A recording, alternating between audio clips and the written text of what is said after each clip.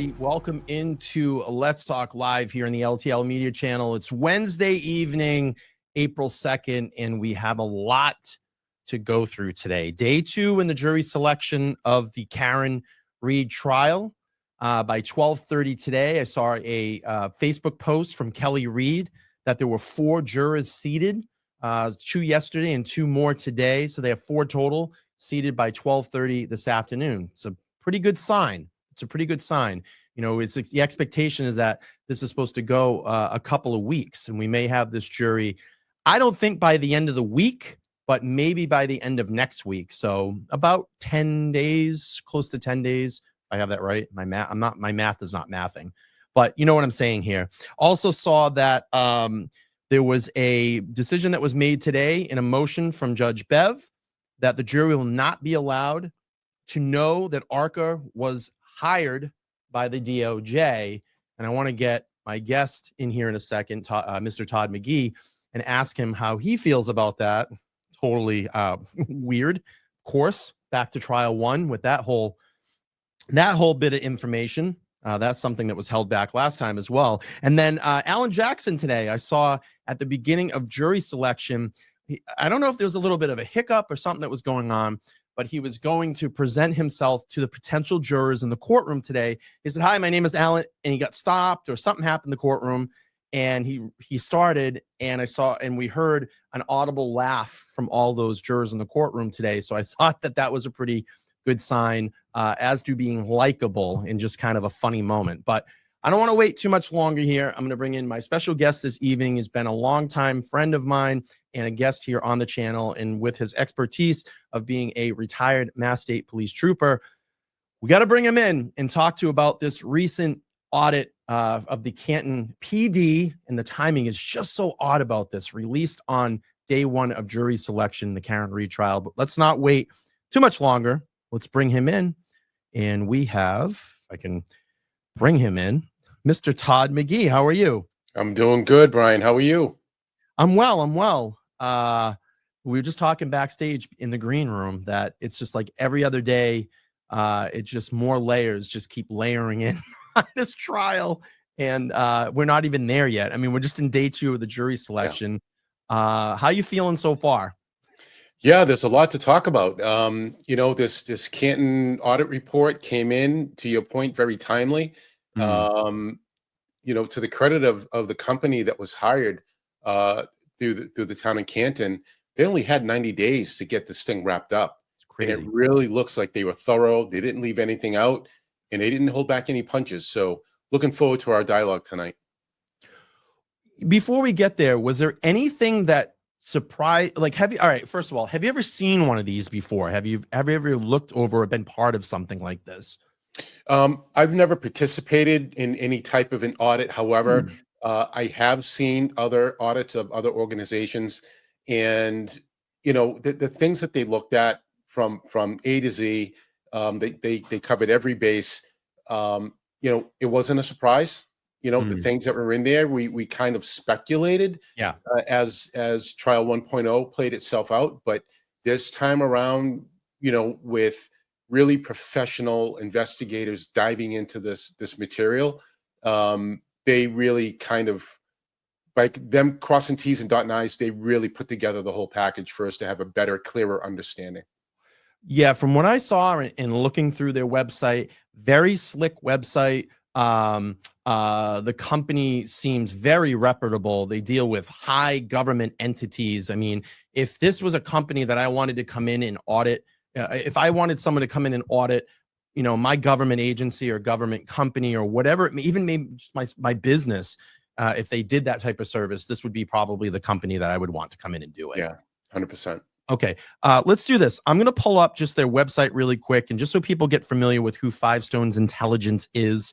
And obviously you can go over and check this out on their website, but let me just pull up. Sorry, I'm kind of reversing my screens tonight so I can read a little bit better. But what I want to do here is kind of play their intro video if people are not familiar with this, and I'll drop in the link if they would like to read about Five Stone Intelligence after this live stream tonight, they can. And I just want to pull up this corporate video and play it so people can get an idea of, who they are and what they do here. Global threats, cyber attacks, terrorism, piracy. In today's global marketplace, there's as much risk and danger as there is opportunity. Five Stones Intelligence, for such a time as this. Five Stones is an industry-leading intelligence and investigative firm with a global network developed over decades of service in the U.S. government and the private sector. Our highly vetted team allows us to provide unique intelligence solutions to highly complex problems. With Humant, the largest private human intelligence network in the world. Humant gives Five Stones unrivaled global awareness, with carefully cultivated sources and assets in over 60 countries, supporting advanced intelligence collection, investigations, and operations for governments and corporations worldwide. As the pioneer in the collection and use of financial intelligence, Five Stones Intelligence was chosen by the U.S. Department of Justice to lead financial investigations for the FBI, DEA, ATF, and other federal organizations. Since then, we've successfully targeted hundreds of millions of dollars in asset seizures from terrorists, rogue states, and organized criminal enterprises. And the World Anti-Doping Agency selected Five Stones Intelligence to lead the highly successful investigation into the Russian Federation. We conduct global investigations and collect business intelligence for all types of organizations. In addition to serving multiple government entities, we also protect private corporations from a wide range of threats that could cost billions. And our deep cultural acuity also means that we can help you unlock new opportunities in foreign markets, including denied areas that can present a significant challenge to U.S.-based organizations. Five Stones anticipates emerging threats before they become costly problems or major news stories. Passionate, precise, professional. Five Stones Intelligence, your global human intelligence and investigation team. For such a time as this, capture the advantage for your organization.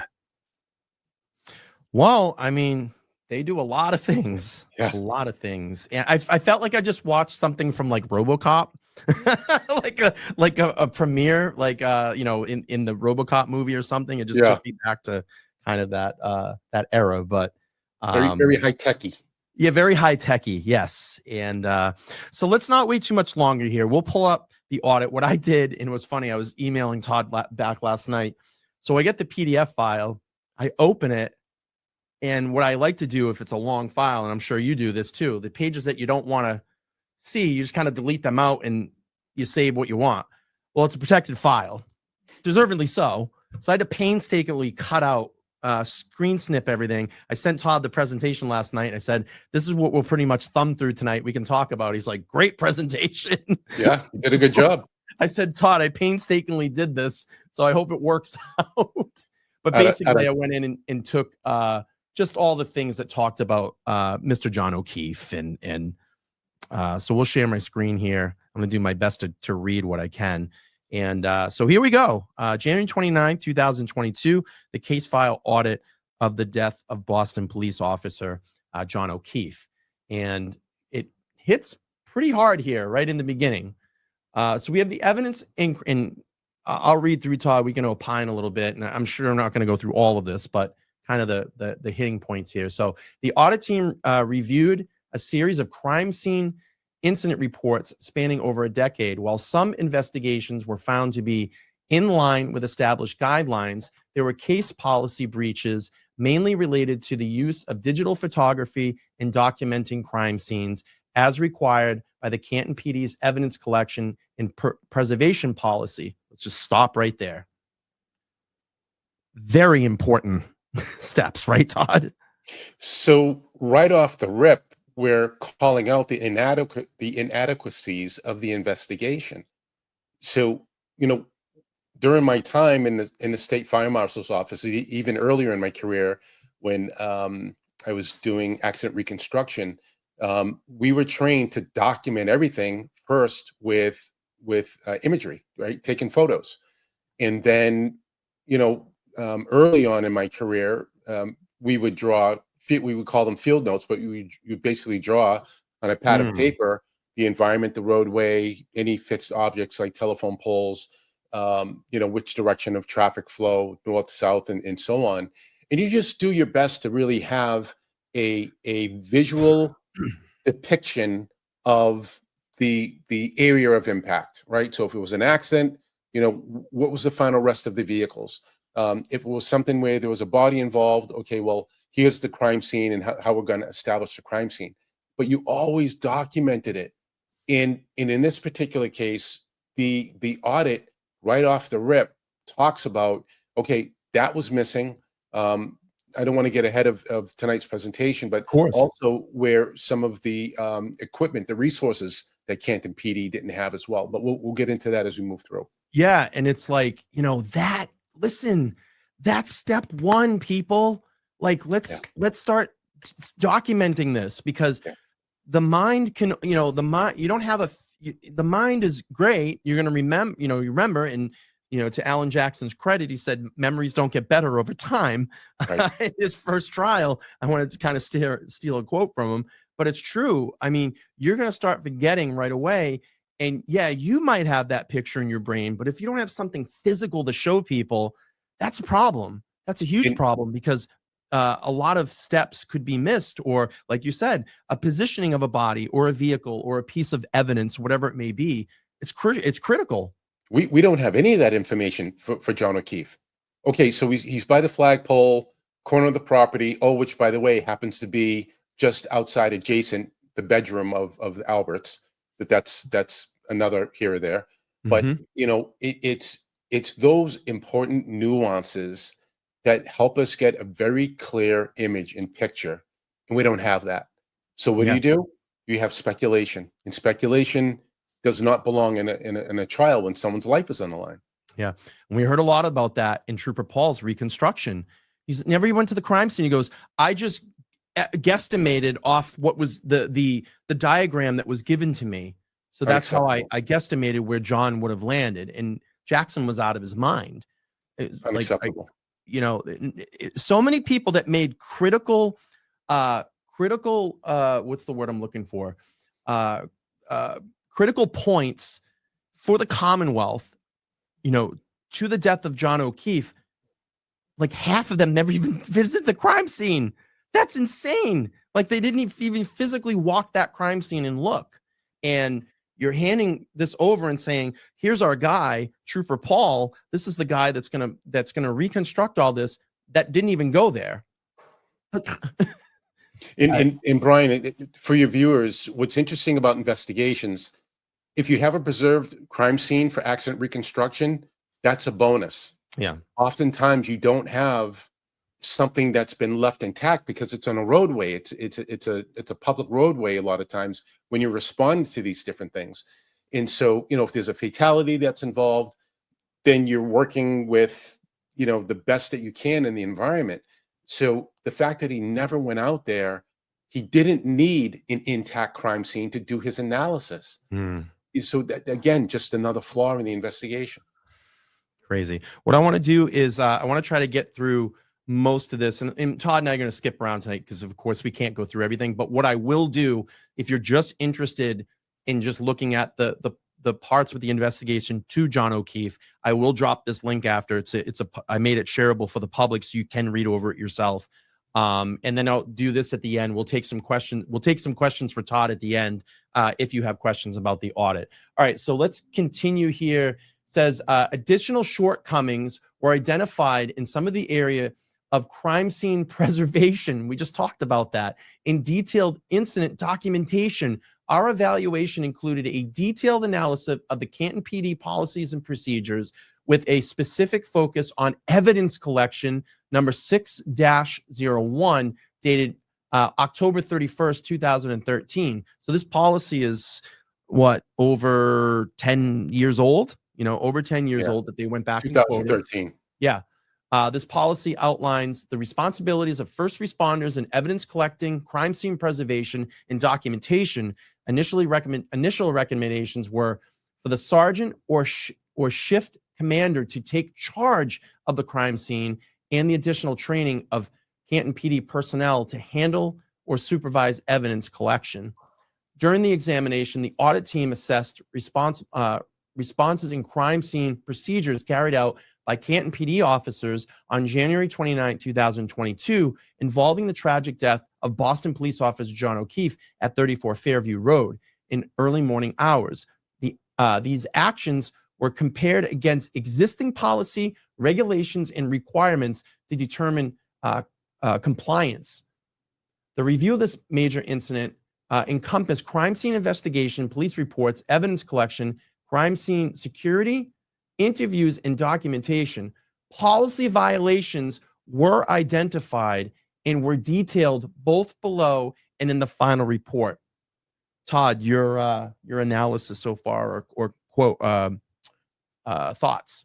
Yeah, not to oversimplify this, but if you're doing inventory and you realize we just don't have the proper equipment, or we have some but not all in enough, here's the response. Maintain the crime scene, have an officer, Canton PD, sit at the property and make sure no one walks through the crime scene. Make sure no one walks through the front yard. Slow things down. Now, I know by statute, state police will assist municipalities in the event that there's an unattended death. Now, there was some question about the delay of the state police going out to the property. And my understanding was that because John O'Keefe had not passed at that window of time. And then shortly thereafter passed, and then that kind of invoked state police coming out. So there was this really weird, wonky window of time where the state police by statute couldn't respond out. Bottom line, slow things down, maintain the crime scene. There's no rule, policy, and procedure that says you have to lift the crime scene in 30, 60, 90 minutes, based on some type of internal policy. Nothing. It doesn't exist. Have you ever been involved in anything, I mean, not to the scale, but any crime scene that's been, or, an accident scene that was a serious scene in weather that they experienced that day? Not weather-wise. I was involved in the Molly Bish search, Oh, wow. that case years ago. And also there was another murder in Central Mass involving two young teenage girls. Both were murdered. And I was not on the CERT team, but I was assigned to the academy, and they needed extra sets of eyes, ears, and human resources. So a portion of the academy staff, the recruits at the time, we assisted in the search because we were looking for the murder weapon. And I'm sure you slowed that scene down, just like you were saying. You have to. Slow it down. Let's just take this really quick. Fellow, thank you so much for the $5. I knew this question was going to come up. We can talk about it and get it out of the way. Just joining. Can't this audit be brought to trial? Sure, deny the experts, but this is literal audit on the department. Let the expert answer this one. Yeah, 100%. This is in the public domain. I don't see any reason to keep this out of the trial, but also, it's almost a gift. It's a gift to the defense. It really is. I mean, there's a lot of information in here. I was surprised by the compounding pile of information in this. All right, so let's go to some of the observations and findings. First responding officers should have photographed Boston police officer John O'Keefe at the location where he was found before fire rescue moved him to the rescue. All interviews or critical witnesses, including, Jennifer McCabe and Kerry Roberts, should have been conducted at Canton PD on January 29th, 2022, after John O'Keefe was transported to the hospital. Let's see. I can't read this here. Let's see. Am I missing a sentence here?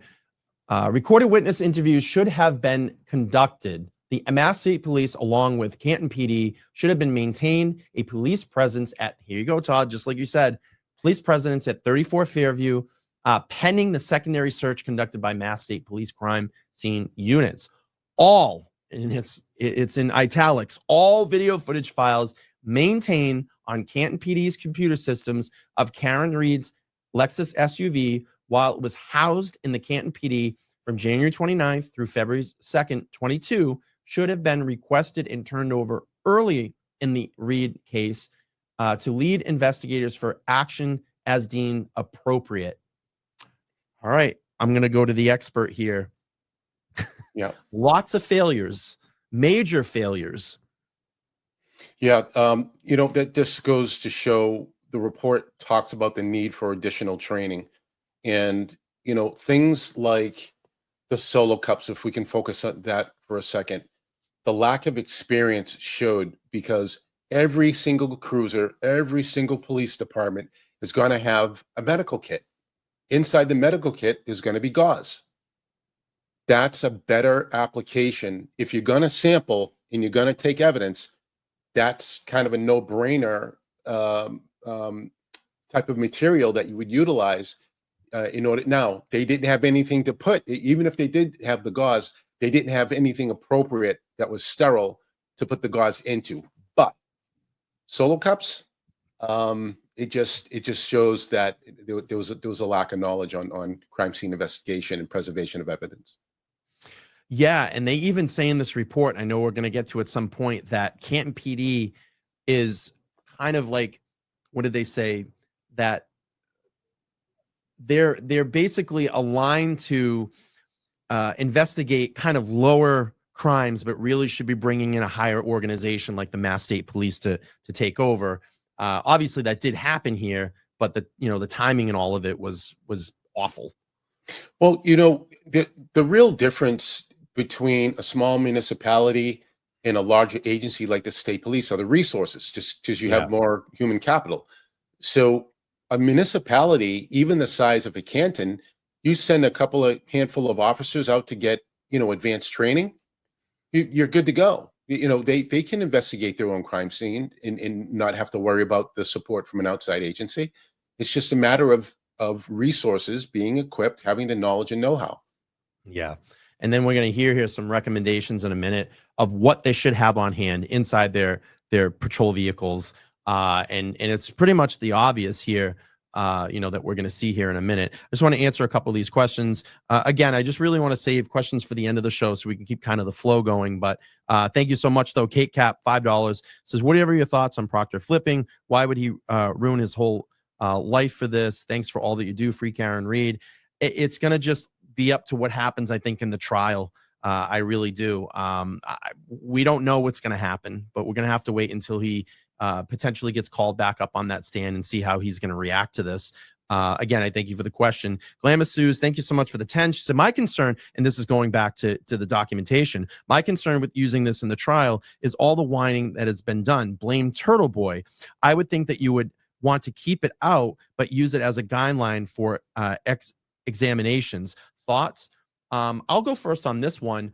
It's pretty concrete, and this is a reputable company. I mean, Five Stones Intelligence, like I said, from what I'm reading and reviewing, is reputable. And again, this is an outside entity. It doesn't have anything to do with Canton PD or Turtle Boy or Free Karen Reed Movement or Karen Reed. It's a separate outside company that was brought in to do this, and you're getting their recommendations on their expertise of things that they, have done probably over 1,000, millions of times with different companies. Todd, your thoughts on this? Yeah, I honestly feel, Brian, that, all this talk with Turtle Boy, and I realize the communication piece and Hank Brennan wanting to get his hands on that, but it's a distraction. Yeah. Commonwealth's case is they're saying that her SUV is the murder weapon. Focus on that. All the other stuff is just peripheral BS, and it's just, I'm leaving it as it's a distraction. Yeah, and I mean, I think, again, it just goes back to Brennan is going to bring in as try to get everything in to, again, distract from what the real case is here. Hey, you have all these outside entities that are coming in. Oh, well, she's communicating with a journalist that has been talking about this case over and over for the last 3 years. And, oh, look, he has his issues that are his legal issues that are going on. Again, a major distraction, but this is I love black and white data. And that's why I always loved when Jennifer McCabe got up on that stand and they're talking about those Google searches. And Jackson's like, just like, do you see the search? It's there, right? That's black and white. That's not going away. Like, it happened. And that's what I love about all this stuff. So let me just try to get a couple of these out. Thank you, Robin, for the 5 gifted. I appreciate that. Abacus says, I find it odd, but does Canton have some of the highest paid cops in Mass right now? I'm not sure. I haven't looked into that. Some of the salaries were pretty significant, well in the high 6 figures. I think on some occasions there were a couple of $200,000 salaries. Wow. Let's see. That's overtime driven. That's not a base pay. That's, you know, people working, burning the candle at both ends, 80, 90 hours a week. So let's see. The audit team observed Chief Rafferty's leadership style and found her approach and decision-making abilities to be effective. Chief Rafferty is a highly respected member of the department. Okay, so she's going to basically talk about her. I'm going to leave kind of the social media presence out of this. That's going to be a whole nother show. I'll do something on that. I just want to hear Todd and his expertise as far as the investigation. But we will talk about that at some point. So it says observations and finding. Oh, I hate when this does this. Drop down. I just was going to go do it. I can't see the screen. That's the problem. Let's see. Observations and findings. Let's see. I need this little drop down to go down. Go down. All right, let me reshare my screen here. Sorry, everybody, for killing the flow of the show here. Hit the reset button, right? Yeah. Let's see. I just want to zoom in a little bit here. Sorry, everybody. That's one thing about Canva. It kind of not user-friendly sometimes. Oh, here we go. Let me bring that up.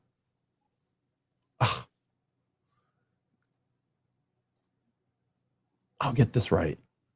It's just the fact I can't read it because it's not big enough. Here we go. Okay, observations and findings, of course.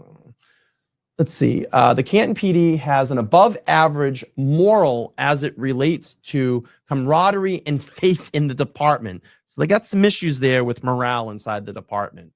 Let me just refit this back to the screen. Ooh. It's going to fight me tonight.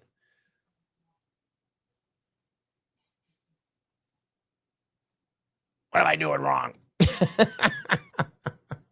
I had it going, Todd. All right, here we go. All right. Interviews conducted by the audit team revealed that officers do not feel that they have support from the Canton town officials. The Canton PD officials' morale as it relates to relationships with the town is low. The audit team has been informed that town meetings in the town of Canton dissolve and become, I can't read that word because I'm so off here, something in unproductive. I apologize. Yeah, that's an understatement. If you were able to tune into those select board meetings, yeah, it's insane. It is insane. I've watched many of them, and it's been pretty crazy. So hiring, training, and standards of equipment. The Canton PD is a civil. All right, let's see here. I want to get into. Let's go to. Oh man, this is gonna fail me tonight. You know what? Let me back out of this really quick and reopen it because this is bugging me. It's not working the way I want it to. Let's do this. Problem is, I'm trying to read it up on a huge screen. That's not working for me. Here we go. Now I can read.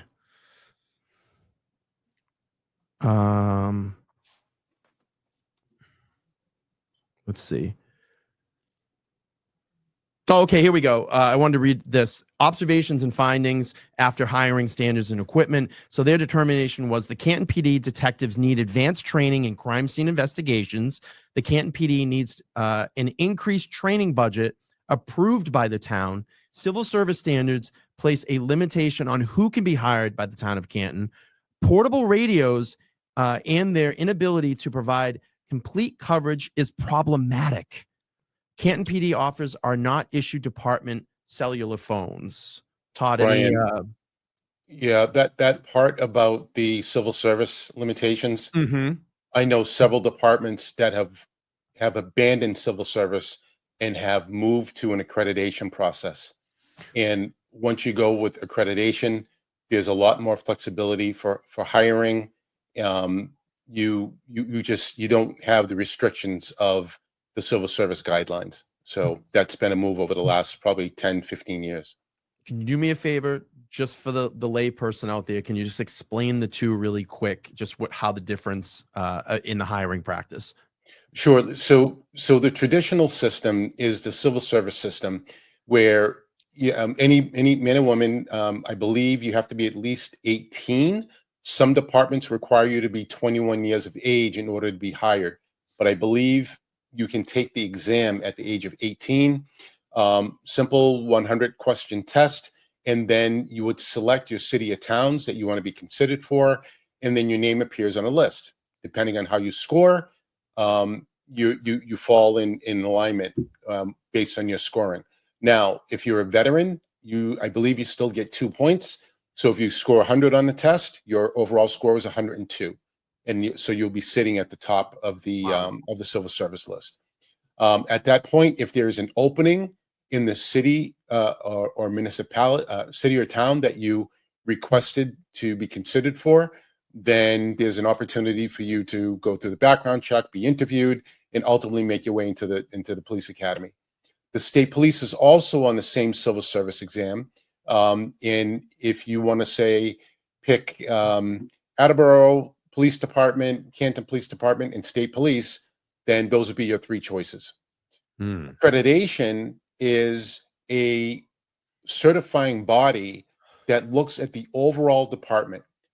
It's almost exactly like an audit.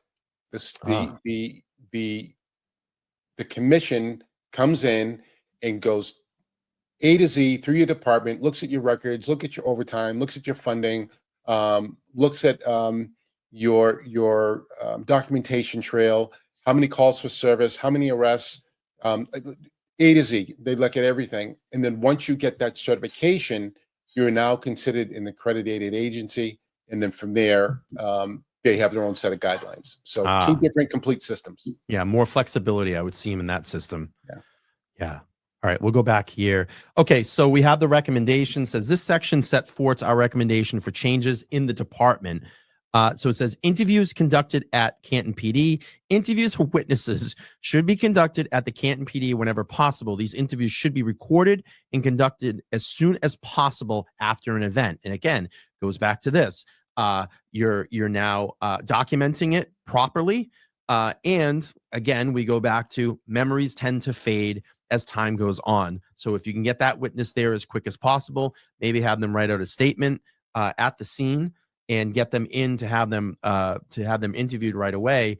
It's obviously going to help to keep things fresh in the case. It says all sergeant and patrol vehicles should have crime scene kits. Here we go, Todd.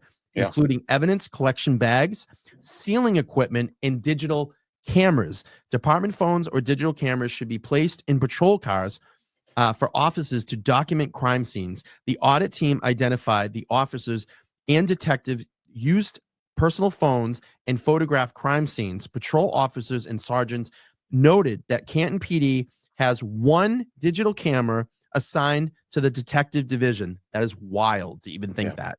Chief Rafferty is aware of this recommendation, and it is in the process of purchasing additional digital cameras for officers. Todd, your thoughts? Yeah. So, what makes a police department contemporary? It's training. It's having the right resources. It's not relying on one or two people to cover 24/7, 365 worth of activity that happens throughout the year. You've got to spread the wealth. You've got to be able to equip your agency because things are going to happen. I don't care that Canton is a sleepy community and small town community. Things happen, obviously, based on where we've been the last couple of years here. But you have to be prepared for the unthinkable. Yeah, and I like this suggestion too. Getting those the protective gloves as well too, to have Yeah. those out there when you're sealing evidence. That's a good recommendation. I'm surprised it wasn't in the report, but maybe they had those on hand. That's the only thing I could think of. Maybe they had those inside their cruisers, and it wasn't a thought to be brought up here. Yeah, So, we used to carry that stuff right on our belt. yeah. PPE, right? Personal protection equipment. Carry it right Yeah. on your duty belt. You didn't have to go back to your cruiser. So it says, let's see, to rewrite Canton PD's policy and procedures related to utilization and authorization for personal phones and photographs of video of the crime scene. All policies should be changed and mandated utilization only department issued phones and photographs of crime scene. Use personal phones should be strictly prohibited. So that's to protect, protect the investigation. It doesn't allow anybody to pass any digital photos or videos that they may have taken at a crime scene that are very crucial, that could get into the wrong hands That's right. and compromise an investigation. And I think that's obvious. It's such an obvious recommendation to Yeah, we're have not these talking things about on hand, Todd. earth-shattering. Yeah, we're not talking about earth-shattering recommendations here.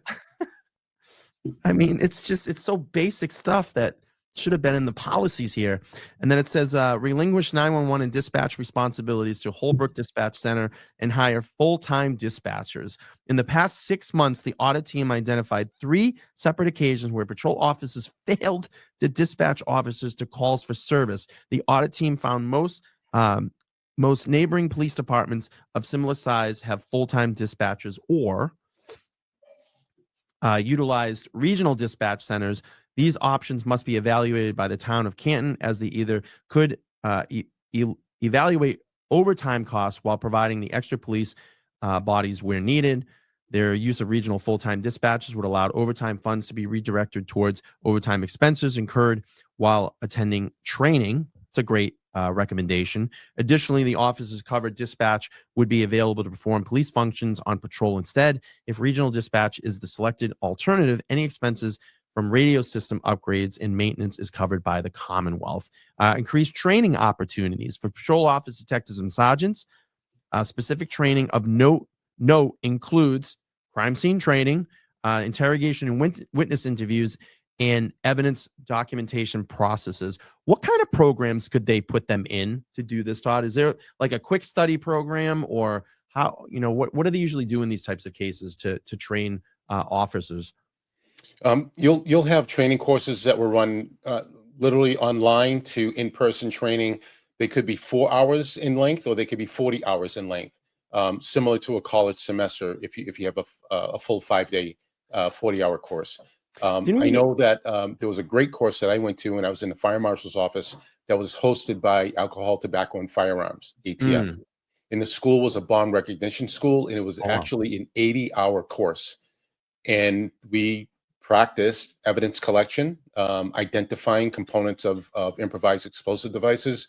And they actually, Brian, they had us making devices limited to our imagination within the first week. Wow. Yeah. That's crazy. So, I would love to like really go through something like that, or just like a crime scene investigation course, like to go through and learn how to photograph a scene and put markers down and things that you should be. I would love to do, like, if they ever had like a day thing, for a novice, just to go in and see how this stuff. I would love to do that. It's really fascinating. would. Yeah, I love all that stuff. Okay, so we go on. Chief Investigation Division should reveal all death investigation police reports to ensure completeness, accuracy, and exhaustion of the investigative avenues. It says, no, a Canton PD detective wrote that Sandra Birchmore died of a suicide. In the initial report, it was later determined that she had been killed by strangulation. It's a good point that this is being brought up right now. And the thing that's very interesting about it is, when you go into part 3, and I'm glad that this came up because we can talk about it really quick. In part 3 of the report, or section 3 of the report, they say Canton PD followed everything properly in that investigation, but yet put this note, and this is very early on in the report. I kind of find that, like, that's weird that they would say that they didn't follow procedure, but yet later in section 3, they're saying that everything was followed to a T. There were a couple of areas that I thought the report contradicted itself. again, not to put any shade on the company, but there were a couple of areas that they called out and then they seemed to almost retract it Hmm. in a different section. Yeah. And I did notice that at the conclusion in the Sandra Birchmore section, I was just like, huh? Because I remember reading this in the beginning and I was like, what is going on here? All right. So then we have recommendation 7, provide prompt, proportional, and constant discipline across the department. Discipline must be applied consistently to all employees and administration in the manner that it prevents appearance, undue favor to employees. The audit team identified several internal affairs cases were handled directly by the chief of police, an instance where the discipline process was not always applied consistently. So some areas of opportunity there. Let's see here. Search, seizure, and evidence handling. They just talk about cleaning that up. They talked about some unannounced audits that they came in to see if they actually were following the recommendations that the company had put into place. And I think that they actually got things together in their evidence room. So they did take into those recommendations. I'm just trying to see here if there's anything about, I like this one too. All Canton PD MARC units should have crime scene preservation kits, crime scene tape, scribe equipment, and evidence collection kits in their vehicles. All sergeants and detective vehicles should have full crime scene kits, including bags and sealing equipment. Again, another major flaw in John O'Keefe's investigation. And this is where the outrage should be. Everyone is it just seems like there's a side picking, but the outrage should be at the police investigation. That's failing John O'Keefe. Mm-hmm. Yeah, it is. And I'm telling you, this has got to be the major point that the defense brings up. And I go back, and I know I've been talking about this, and I don't know if you've seen it, Todd, if you're a Netflix guy, but that new OJ documentary, they literally said, what do we have here? What can we use? The defense team talk. What can we use? Well, there's hours of footage that media shot out there of evidence collection. Why don't we pick that apart? And guess what? When they got that lead crime scene, I think his last name was Fung. When they got him on the stand and started ripping into him, saying, were you wearing gloves? Were you using a department issue bag? Were you sealing it properly? And the whole case just started falling apart. I'm telling you, Reed team, if you're listening, this is what you're going to want to do. This is what you're going to want to do. Attack that evidence. Attack the police department. Attack the collection. Okay, let's go here. So moving on. Yes, the dead body policy. The audit team reviewed the Canton policy number 2-05, dead bodies, in which summary dictates the following actions to be taken by officers. Classify a death. I just want to see here. There was parts about John in here. Let's see. Findings and observations. So they're basically just going to go through their policy here. They talked about an incidence of unintended deaths and deaths falling under the criteria. So, overall, in handling deceased individuals required through adherence and stationary provisions. I'm just trying to get to, I know there was stuff in here about John. Okay, here. The audit team reviewed policy and procedure, evidence collecting, and preserving the evidence related to the death and investigation to include the death investigation of Boston police officer John O'Keefe. We made observation and recommendation lists below. Our team made additional recommendations and findings in which the details later in this report. See below. Number 1, first responding officers should have photographed the scene and location of Mr. O'Keefe before fire rescue arrived. The Canton PD properly notified Massachusetts State Police. However, the MSP were not decisive in their response to notification. Pending MSC acceptance, it was the Canton PD crime scene and should have been handled as such. Todd, you want to peel that back for us? Yeah, absolutely. This goes back to that statutory requirement for an unattended death, that the state police will support a municipality in its investigation. And in that support, you'll send out the detectives from the CPAC unit and also crime scene services. So, we have, some of the players here. We've got Sergeant Buchanan. We have Michael Proctor, that were, the lead case agents. However, the responsibility of collection of evidence is a whole separate unit called Crime Scene Services. They're the experts for evidence collection. Yeah, and I look at, and going back to talking about, the potential murder weapon, okay, Karen Reed's SUV, the length of time to get that to Canton PD, which it should have never even went there. It should have went to a Mass State Police processing center, and then it gets brought back to Canton PD. It sits there for almost, and this is the murder weapon now that killed that the Commonwealth is saying that killed a Boston police officer, the murder weapon, and we're going to wait 3 days to process it. Makes absolutely no sense to me. Well, it does, because in my opinion, I know what happened in between all of that. But well, Brian, I hypothetical, all right? You have an incident, there's an unattended death, and there's a smoking gun 30 feet away. Yeah. You're going to leave that for 3 days? Yeah. There you go. That's great analogy. Great analogy. Yeah, I think we're going to walk over and pick that up in the first couple of minutes. So arrive, and we're going to move on here. Excuse me. The arriving Canton PD units were not properly equipped with crime scene equipment, allowing for proper crime scene processing, evidence bag, digital cameras, collection kits. They're hammering that home, Todd. Yeah. That was the big failure in this. The Canton PD should have maintained presence with at least one patrol officer and marked patrol unit at 34 Fairview to preserve the crime scene pending further investigation. I'm going to let you opine on that one really quick. Like I said earlier, slow it down, maintain the crime scene. Even if you don't have all of the gear, that ahead of time. You can do a quick assessment. Either we ran out or we just don't have it. I think it's the latter. But the bottom line is preserve the scene. Don't let anyone trounce through the crime scene area, especially where final arrest of John O'Keefe was. And also from there, they were saying how the snow, I believe, started to pick up. The nor'easter came through after the fact, as the morning came around. So even more so to maintain the crime scene and keep things intact without the disturbance of people trouncing through the area. Yeah, and I go back to the first trial. One thing that really bothered me in all of that is when we saw the video of the snow blowing. Okay, the thing that really bothered me, you saw a lot of footprints through that crime scene, Todd. Yeah, a lot it's contaminated. Super contaminated. Yeah. Super contaminated. Let's see. Brennan's Hollow Rings, not member for 9 months. Thank you so much. Said vehicle homicide, but no accident report. What the duck exactly? Yeah. Exactly. Okay, so we'll move on here.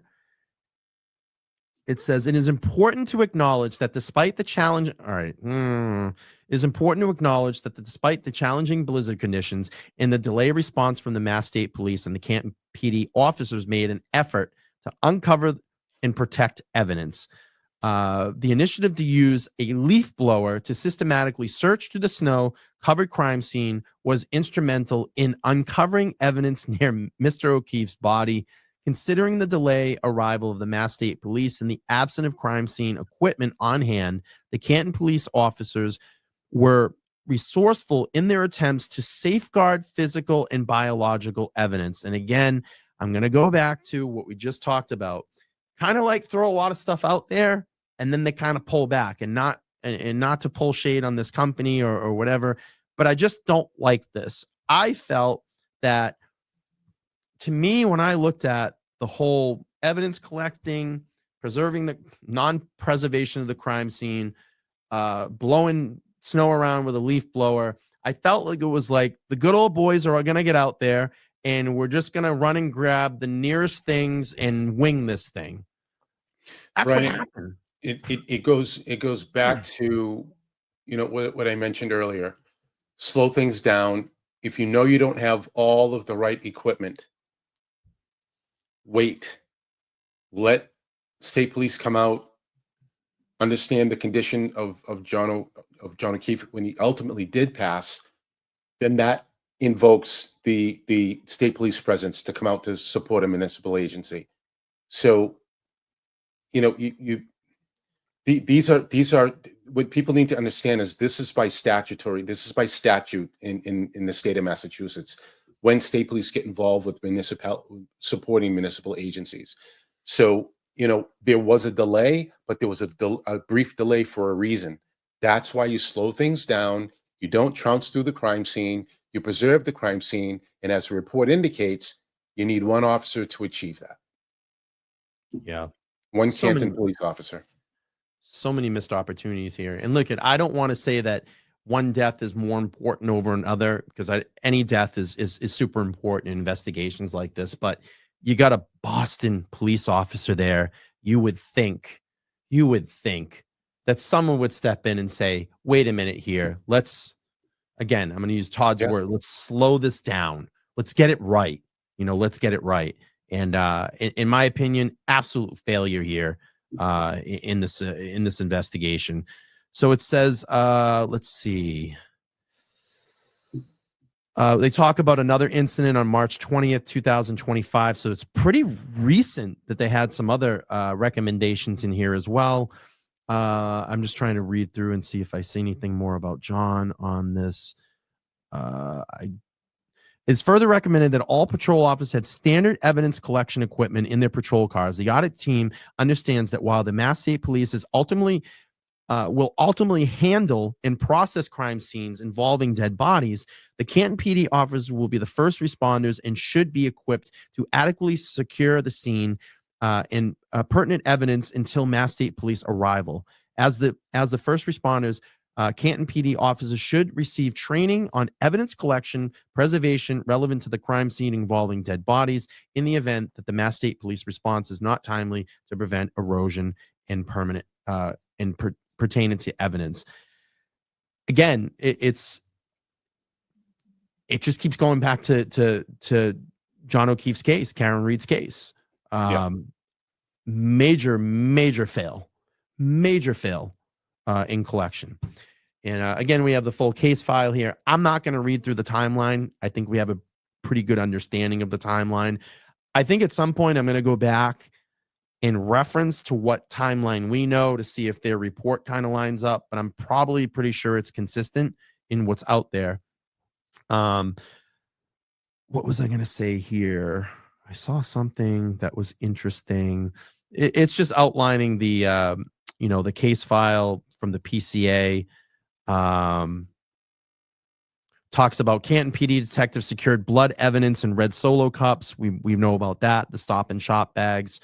They talk about the cocktail glass, of course. Then Karen's SUV. This was interesting. I don't remember seeing these photos of the cameras that are inside the Canton PD. I don't think I've ever seen those. I don't think they came up with at trial. No, I don't remember that either. It goes on to, as part of the audit, a Canton police sergeant retired met with an audit team and advised he downloaded camera footage videos related to Karen Reed's Lexus SUV. Chief Rafferty said the vehicle was in the custody of the Canton PD from January 29, 22 to February 2nd, 22. The audit team also reviewed a memo sent to Chief Helena Rafferty on February 27, 2025, that detailed the following in summary. Canton PD Sergeant wrote, beginning in February 22, Mass State Police troopers requested copies of the video from the Canton PD Sally Port from January 29, 2022. Canton PD downloaded video 1 and provided the exhibit to the Mass State Police. In June 2023, again, Mass State Police requested video footage of Miss Reed's Lexus SUV brought into Canton PD Sally Port, specific the outside camera footage. The Canton PD sergeant stated that he downloaded all of the video recordings that covered the period of Miss Reed's Lexus SUV was held by the Canton PD. Says there's a note here. Due to the large size of the file, Canton PD police sergeant separated the videos and saved them into 6-hour blocks. The outside video footage was relinquished to the custody of the Mass State Police. My God, Todd, we're cutting videos up. We're cutting evidence up. Yeah. Therein lies more of the problem. You just have a very poor approach to preserving evidence. And, that came up in the trial. There's missing frames. That came up in the first trial. He has missing frames. There's inverted videos. There's ghosts and apparitions of people that show up. And, and now it's like, what is the original video at this point? I mean, are we ever going to see or ever get that? Probably not. It's been cut up so many times and reversed and backed and forth. And why is, and then come to find out that all this video went on to a private server on a cloud-based server. Like, you can't make this stuff up. Yeah. Major failure. Let's see. In April 2024, while Miss Reed's trial began being held, Chief Rafferty directed the Canton Police Sergeant to download additional video footage from January 29, 22, the early morning hours footage, because it showed ATF Special Agent Brian Eggins arriving at the Canton PD. The video was downloaded and turned over to the Mass State Police. On or about January 24, 2025, Canton PD produced another video of Miss Reed's Lexus SUV arriving at Canton PD Sallyport on January 29, 2022, and the video was downloaded and turned over to the Mass State Police. So that's an additional video. Wow. The audit team learned that the video footage files related to Miss Reed's Lexus SUV were saved in Canton PD's computer database folders. The audit team was informed that all video evidence saved related to Miss Reed's Lexus SUV was on a Canton, workstation computer. Chief Rafferty confirmed no personal computers were utilized for video storage and or used for file storage. Canton PD confirmed all video files turned over to Mass State Police and Norfolk County District Attorney's Office were downloaded on a compact disc or USB device. I don't like the sounds of that. I just don't like the sounds of that. Just missing protocol, lacking protocol, poor execution. Majorly poor execution.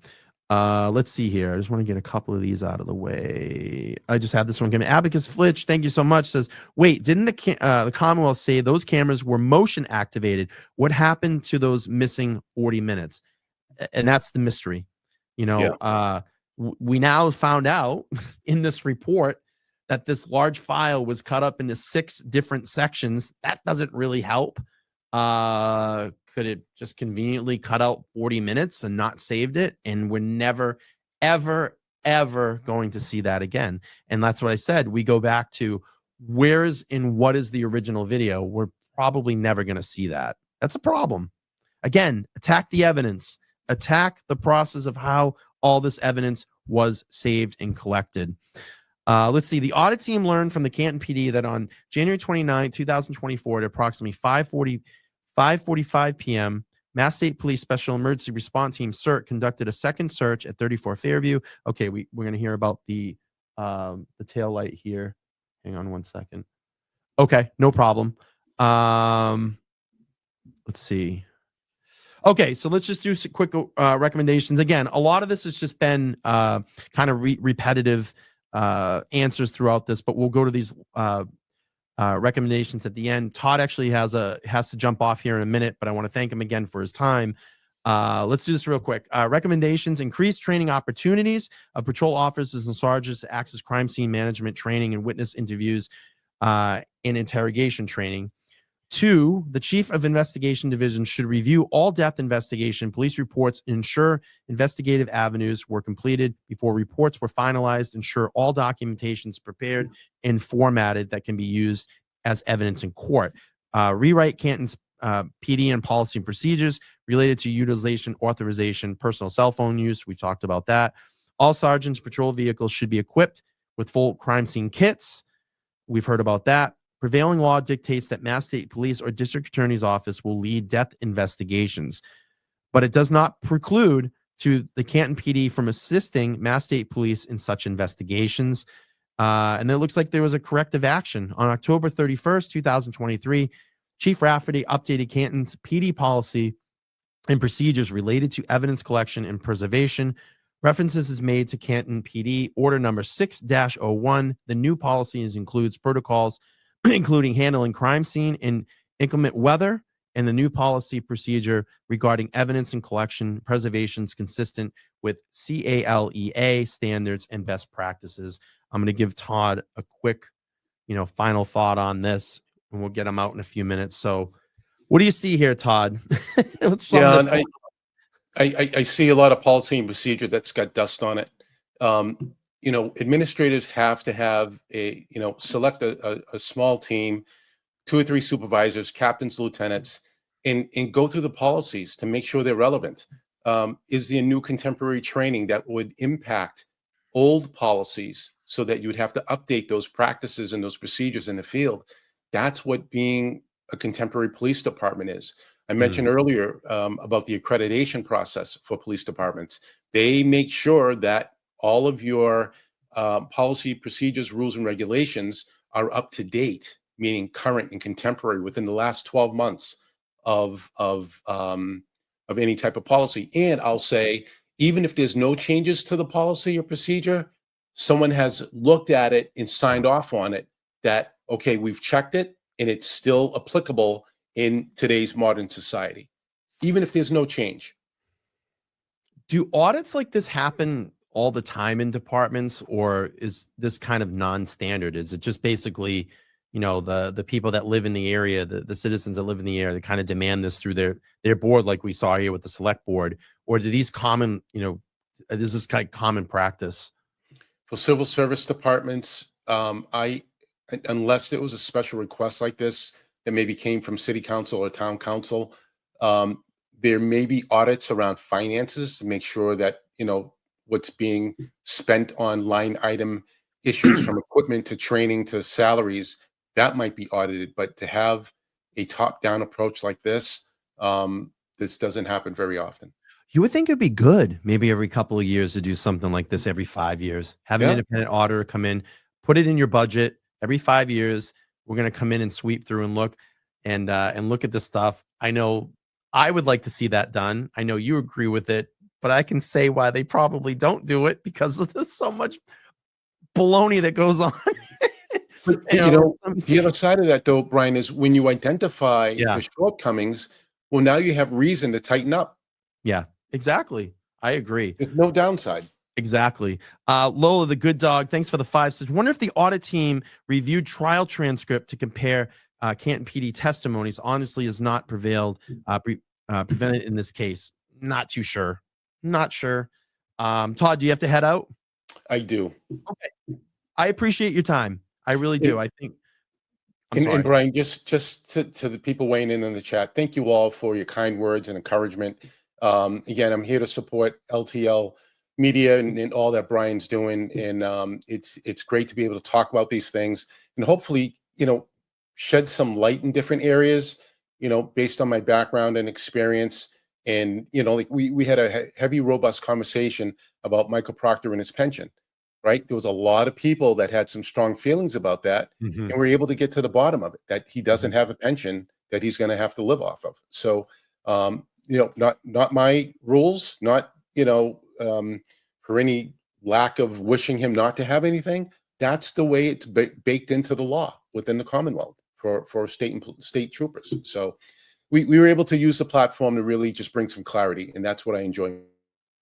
I appreciate that. Real quick before you go, if I can get one more thought. Thought the other day, and I don't know if you heard this, but I found this to be interesting. And I don't know if I haven't heard the today's jury readings when Bev goes through her motions, but she actually called Michael Proctor as Trooper Michael Proctor the other day. Yeah, I did hear that. Yep. Nope. We gotta fix that too. Brian, for your viewers, I'm slotted right now to in Confidential on Friday evening at 7 p.m. to talk about the audit. So please tune in if you get a chance.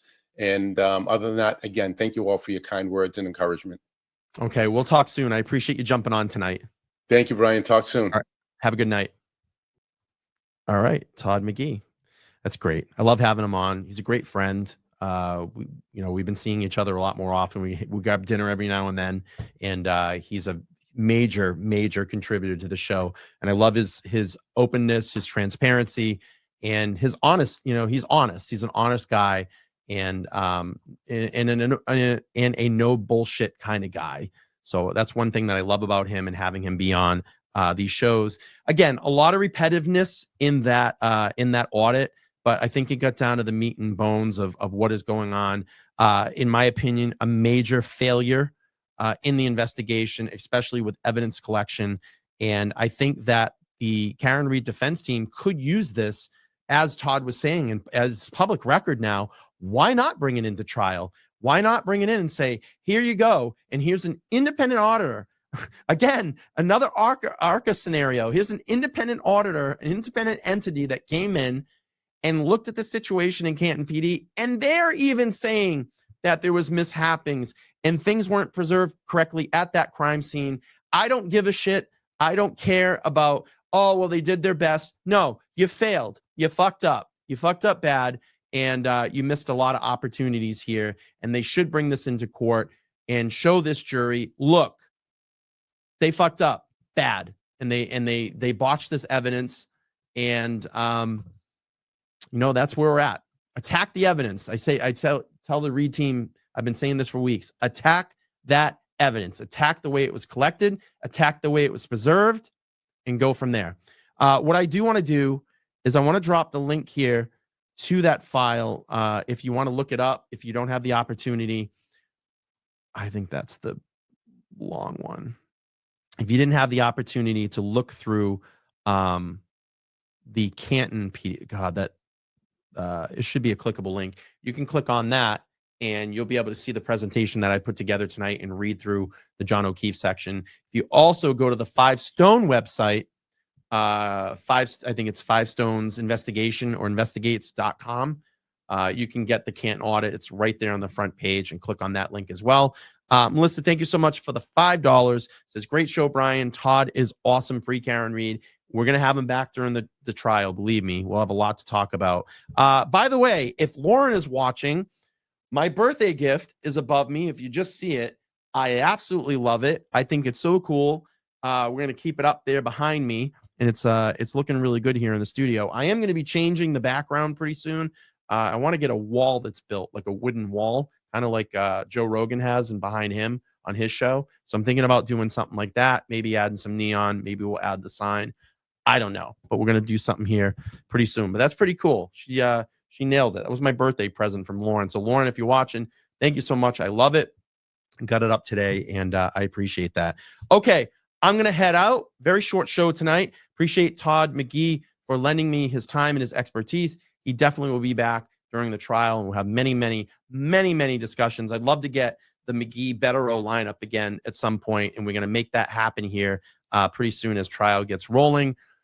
Thank you all for watching tonight. I will be back tomorrow at 7 p.m. Eastern Standard Time to update you on Robert Brooks. And if you haven't heard about that, Robert Brooks was a New York inmate that was horribly murdered by 10 correctional officers, and they just had a hearing the other day. So we're going to play through that hearing and talk about it. I hope you'll all join me. This is a very, very important case, and the DA actually put deals on the table for them where these guys got caught red-handed on 4 body cams that activated, and they didn't know about it, and the whole beating and murder was caught on camera.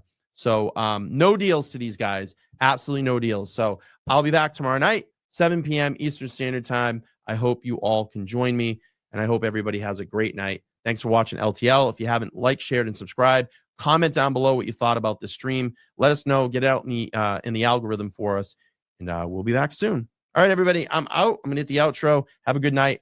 Bye-bye.